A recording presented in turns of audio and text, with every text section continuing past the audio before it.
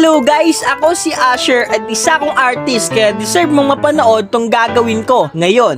Samahan mo ako ah! So ngayon ay gagawa tayo ng poster at may temang holiday season. This time ay dapat creative tayo dahil isa yon sa gusto ni client. Habang sinisimulan ko, gusto kong sabihin sa inyo na wala akong gamit pan-drawing. Tamang hiram lang muna ako sa mababait kong mga classmate. Habang ginagawa ko to, naalala ko lang na hate ko talaga ang colored kasi charcoal and graphite talaga ang main ko. Pero nung natuto ako sa coloring ay mas maganda palang may kulay dahil binubuhay nito lalo ang mga gawa ko. Lapag mo naman sa comment section yung mga artworks mo na pwede nating i-rate. And guys, gusto ko lang ipaalala kung mahilig ka sa pag-drawing ay dapat huwag kang titigil dahil pwede mo yung pagkakitaan. Sa aming magkakapatid, ako lang ang nagtuloy ng drawing. Di ko alam sa mga ate ko, di ko alam sa mga kapatid ko kung bakit tinigil nila. Basta ako, naniniwala ako na malayo ang marating